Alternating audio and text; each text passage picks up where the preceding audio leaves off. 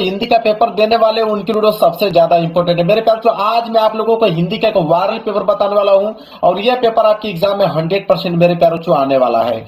Code है यहाँ पे 302 एच कोड है मेरे प्यार बच्चों, और यह पेपर जो है 100 नंबर का, और आज मैं आप लोगों को 100 में 100 नंबर बिल्कुल क्लियर कराने वाला हूँ। और इसका सोल्यूशन भी लिख के लेके आया मेरे प्यार बच्चों, आप देख सकते हो इसका पूरा का पूरा सोल्यूशन लिख के लेके आया हो, एक भी प्रश्न नहीं छोड़ा मेरे प्यार बच्चों, आप देख सकते हो। आप यकीन मानिए कि आपके 95% स्कोर बिल्कुल हिंदी में मेरे प्यार बच्चों आपके तैयार हो गए हैं। सबसे पहला जो काम करना है वो है आप लोगों का अनुक्रमांक और नाम एडमिट कार्ड से देखकर सही से आप लोगों को लिख लेना है।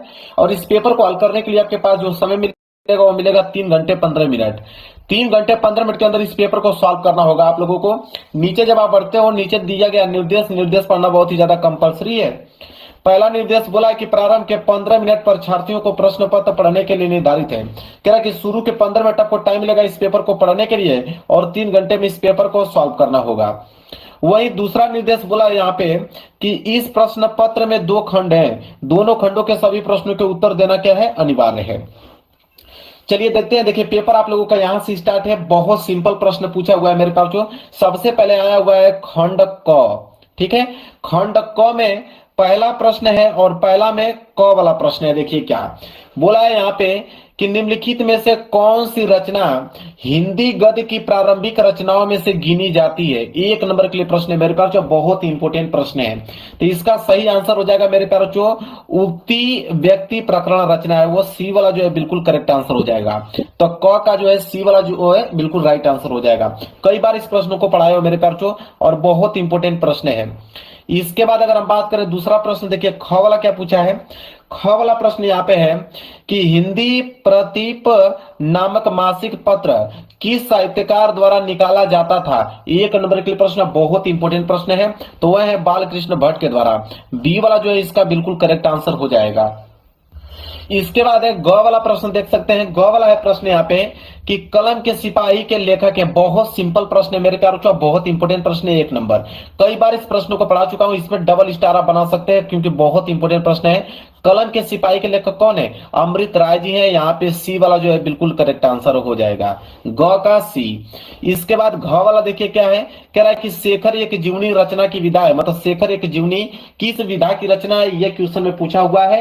तो उपन्यास विधा की रचना है। बी वाला ऑप्शन जो होगा बिल्कुल राइट आंसर हो जाएगा घ का। अब ड वाला प्रश्न देख लीजिए क्या है कि निम्नलिखित में से ललित निबंधकार हैं। 1 नंबर के लिए प्रश्न है। तो ललित निबंधकार इन चारों ऑप्शनों में से कौन है, वह है आपके कुबेर नाथ राय जी। सी वाला जो है बिल्कुल करेक्ट आंसर हो जाएगा। अब आगे है प्रश्न संख्या दूसरा। प्रश्न संख्या दूसरे का क है कि प्रगतिशील लेखक संघ की स्थापना कब हुई। 1 नंबर के लिए प्रश्न है। तो मेरे प्यार बच्चों इसका जो राइट आंसर हो जाएगा वो हो जाएगा सन 1936 ईस्वी में। कब, सन 1936 ईस्वी में स्थापना हुआ था। बी वाला जो है बिल्कुल राइट आंसर हो जाएगा। ख वाला है, देखिए महादेवी वर्मा की रचना है। 1 नंबर के लिए प्रश्न है। 4 ऑप्शन दिया गया, बताना कि महादेवी वर्मा की रचना इन चारों ऑप्शनों में से कौन है। वह है आपके सांध्य गीत। क्या है, सांध्य गीत जो है महादेवी वर्मा की रचना है, इसलिए सी वाला जो है बिल्कुल करेक्ट आंसर हो जाएगा। ग वाला प्रश्न देखिए कह रहा है कि अष्ट छाप के कवि नहीं है। 1 नंबर के लिए प्रश्न है। तो अष्ट छाप के कवि इन चारों ऑप्शनों में से कौन नहीं है, भिखारी दास जी। यहाँ पे सी वाला जो है बिल्कुल करेक्ट आंसर हो जाएगा। इसके बाद देखिए घ वाला प्रश्न है कि तार सप्तक के प्रवर्तक है। बहुत इंपोर्टेंट प्रश्न है, कई बार इस प्रश्न को करा चुका हूं। तो तार सप्तक के प्रवर्तक इन 4 ऑप्शनों में से कौन है, वह है आपके अज्ञेय जी। कौन है, अज्ञेय जी। डी वाला ऑप्शन जो है बिल्कुल राइट आंसर हो जाएगा। ड वाला प्रश्न है कि सूफी काव्यधारा के कवि हैं। 1 नंबर के लिए प्रश्न है। तो सूफी काव्यधारा के कवि जो है वह है जायसी। सी वाला जो है बिल्कुल करेक्ट आंसर हो जाएगा। तो मैंने 10 के 10 बहुविकल्पी प्रश्नों का उत्तर आप लोगों को बता दिया। अब आगे बढ़ेंगे प्रश्न संख्या तीसरे की तरफ। देखिए प्रश्न संख्या तीसरा क्या है, कह रहा है कि दिए गए गद्यांश पर आधारित निम्नलिखित प्रश्नों के उत्तर दीजिए। गद्यांश कितने नंबर के लिए पूछा है, 10 नंबर के लिए पूछा है। 5 प्रश्न होते हैं, 2-2 नंबर के हिसाब से 10 नंबर मिलता है। देखिए दिया एक ऊपर वाला, कह रहा है कि ऊपर वाला अगर नहीं कर पाएंगे तो अथवा करके एक नीचे और दिया गया, दोनों में से कोई एक ही करना होता है। मैं दोनों का आंसर आप लोगों को बताऊंगा। चलिए देखते हैं, पहले ऊपर वाला का देखते हैं कि मातृभूमि पर निवास करने वाले मनुष्य राष्ट्र का दूसरा अंग है। पृथ्वी हो और मनुष्य न हो तो राष्ट्र का जो कल्पना है वो असंभव है।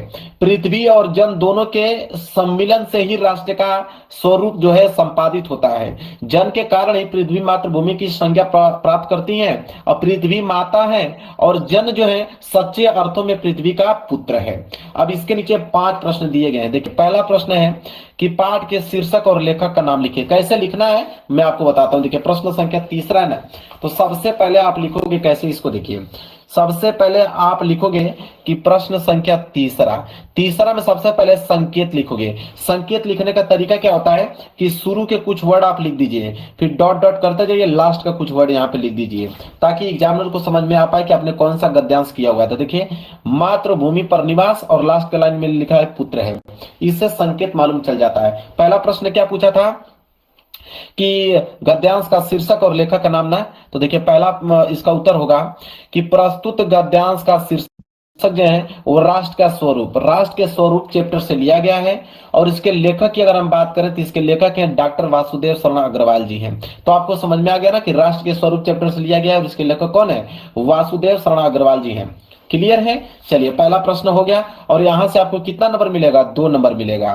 दूसरा प्रश्न है कि राष्ट्र की कल्पना कब असंभव है, यहां से भी 2 नंबर मिलेगा। बिल्कुल आसान आसान इसका आंसर है मेरे प्यारे बच्चों।